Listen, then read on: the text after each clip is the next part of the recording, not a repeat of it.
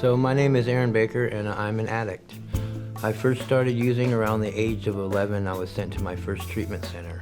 Around 13 or so, I had some problems in school. I joined a gang and my drinking just became much heavier, and then I started to experiment with drugs. Ended up becoming homeless and on the streets at about 14 or 15, and my drug use progressed into the point to where I was an IV drug user. After I got a divorce, I ended up homeless and on the streets for almost 10 years. When fentanyl came out in this last year, I ended up ODing and dying 6 times. I got with Kent Hayes, and his program helped me to re-sculpt my life. Here's Kent Hayes' cards. He'd always leave us cards. They're still here. I was able to get a driver's license, an ID, find housing. Fentanyl is a crisis on our streets today, and it's an evil, evil, evil drug. But through the helps of Kent Hayes and the city, I was able to get off of it, and I have 7 months clean today. So 2023, I'll tell you, I think we've done a phenomenal job when it comes to homelessness. And I'm not just talking about the Department of Anti-Homelessness. I'm talking about all the departments within the city coming together to work on this.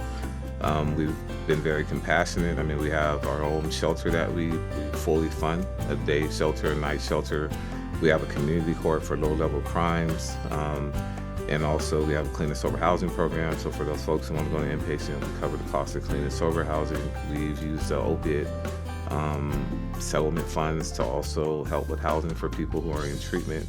So we're trying to make sure we cover all the bases, make sure that, you know, if we're asking people to go to treatment, that there's something for them to come out to instead of just back to the street and repeat that cycle.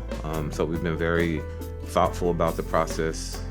Yeah, the goal has always been is how do we unite these departments? How do we better serve the folks who are homeless here? Make sure everybody has a space, and we really care about the people out here. We can do better, so we're going to do better.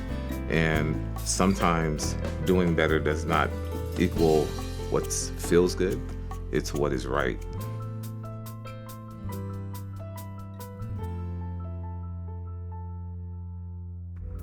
The Officer Wellness Program for the City of Auburn is now named Blue Auburn Resilience, and it's dedicated to serve those who serve our communities. The more holistic care that we can provide for our officers, the healthier and the safer our city will be.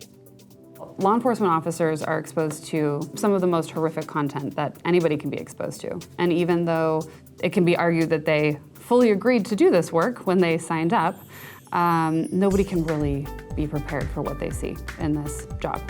And the old way of thought was to tell them to buckle up and keep going.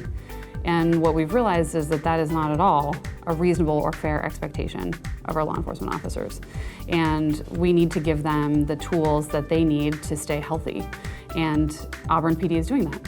So what that looks like with Auburn PD is direct support, individual support, opportunities for group support and group debriefs, not just when there's a critical incident, but just because, as a check-in, to make sure everybody's okay, to take the temperature of your people. And having all these opportunities for other providers in the community to consult and provide support additionally to Auburn PD, like physical therapists and acupuncturists and nutritionists. And we're really taking those next steps to ensure that our people are healthy.